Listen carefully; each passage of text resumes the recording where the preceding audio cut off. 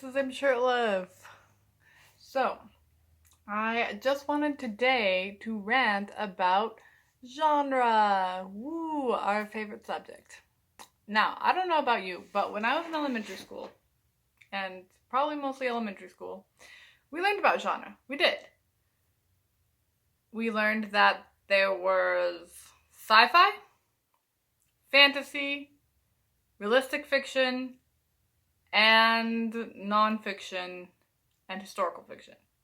Historical, obviously, actually happened in history, but, like, the people didn't exist. The people were made up. But the events are real, the place is real, all of that is real. Okay? Sci-fi is either scientific or futuristic based, meaning that, like, there's a possibility it could happen one day. Fantasy. Fantasy was defined as stuff that could never happen. Ever, anywhere. Okay? Realistic fiction was just stuff that could happen right now, today. And then nonfiction, of course. Meaning it's not fiction, it actually happened or is happening. So, I was like, yeah, I got genre, I understand it, whatever. Then I started writing books, and I had one of those moms who didn't like magic, you know? Not like super anti, but just very skeptical, because, like, I don't know, there are some people into magic who get into some creepy weird stuff. Okay? Not everyone, but some people. Okay? So, it just wasn't a big thing. It was just not. And I wonder if that's a Southern thing. I've heard other Southerners say that was a policy in their family. So I was more into fairy tale magic, was the only kind of magic I ever was into. And the other problem, and like we did have sorcerers and things because we loved King Arthur and the King Arthur tales. So we'd have lots of like Merlin-y wizards and Morgana-y sorcerers and just that sort of thing. And your classic sorcerer who wants to take over the kingdom, Aladdin style, all of that. So we did have a lot of magic. We did have magic in our stories, but it just wasn't as big of a deal because we were skeptical towards it. And the other problem is, me and my siblings, a lot of us are very, like, logic over emotion people. And I think sometimes that makes writing fantasy difficult because if we can't figure it all out in our heads, we can't, like, conceptualize it a lot of times.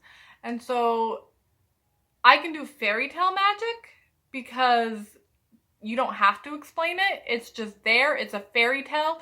When you read Cinderella, you don't ask where her fairy godmother come from. You're just like, yeah, there's a fairy godmother and this happened. So I do write fairy tales and I'm like, yeah, no one's asking why there's a magic stone that stops people, like, that can put people back together, you know. That's just part of the fairy tale. It exists in the fairy tale world, so it's there. So, because it's like a folklore that's happened a long time ago and you're like, where'd it come from? And she told me. They told me. Years and years and years back.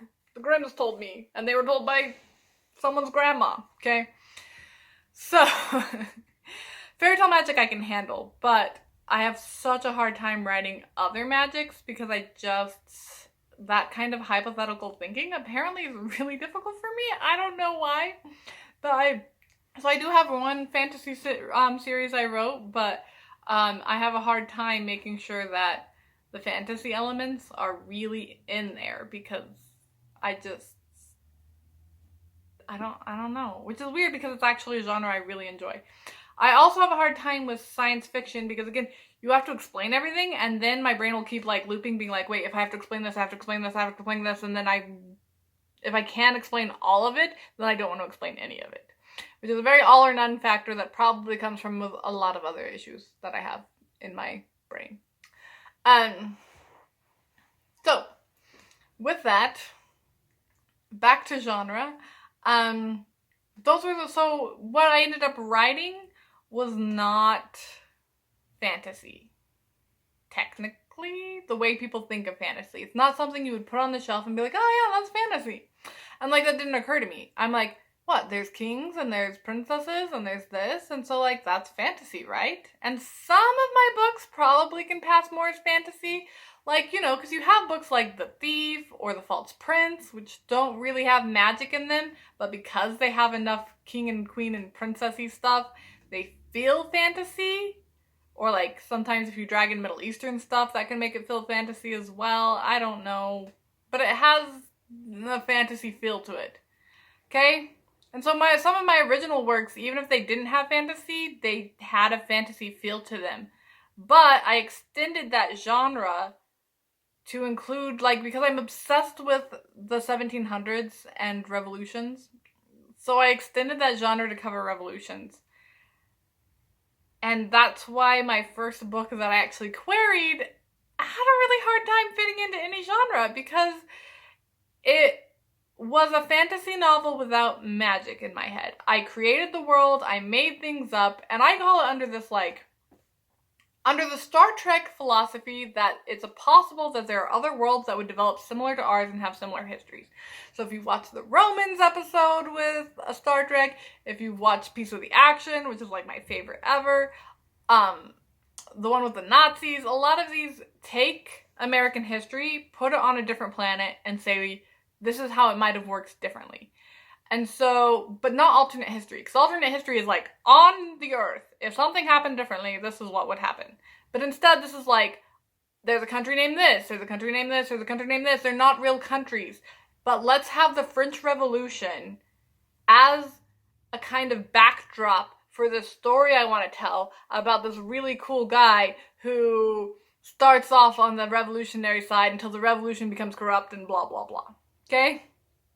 So it's fake places that I completely made up in my head. I have an entire history of this world in my head, but it doesn't qualify as fantasy. So genre, point of this is genre is a little more complicated than I think initially we thought it was. So rather than fantasy just being, like, because it brings expectations. So when you're writing for fun, like, you can do whatever you want with the genres, right? But when you're actually looking at publishing, you have to have a specific genres because that's how they sell your book. There are actual codes that go with the different genres. I found that out really recently, actually, because I was looking at self-publishing as an option, and I had no idea that there were codes that went with different book genres. So that was really stressful, actually. Because when I was thinking of self-publishing are my alternate world historical stories. Yeah. So, genre is really actually very important when you are writing and as you're preparing. So you can get away with a little more stretching your genres when you're already published, right? But before you're published, you kind of have to know what's going on, okay? Because after you're published, people can be like, oh, that book's by Brandon Sanderson? Like, who cares if it's like a fantasy western? Like, yeah, I'm gonna read it, right? But when you're first published, if you were like, yes, this person wrote a fantasy western, you're probably only gonna attract people who are very into a niche version of fantasy westerns. So, with that, when you have to know, like, the tropes people are expecting and what's available on the market. So, like, science fiction, it's no longer just science fiction. People want to know, like, is it a space science fiction? Is it going to be futuristic? Is it apocalyptic? Is it, like, what are the things in sci-fi that you put in there? And let's not even get into the complication of sci-fi crossing fantasy, because that, yeah. Then with fantasy, it's like, is it a fairy tale fantasy? Is it a portal fantasy? Which is not great right now. People are not a huge fan of portal fantasies or dystopias right now because they've been overdone. So you need to know what genre is working right now as well. And it might be a good thing to consider if one of your genres is one that's not working right now to focus on another project first. At least that's what I'm trying right now. Or, like, find another aspect to market it as. So if, let's say, you have a dystopia, and dystopia is not big right now, but it's also space story, and those are more big. I'm not really sure if they are right now. Then go with the space side, okay? But yeah. And then realistic fiction is usually called contemporary when you are querying it, and that's, you know, just happening modern day stuff. But it also gets like, that gets complicated too though, because for example, what are Jane Austen's books?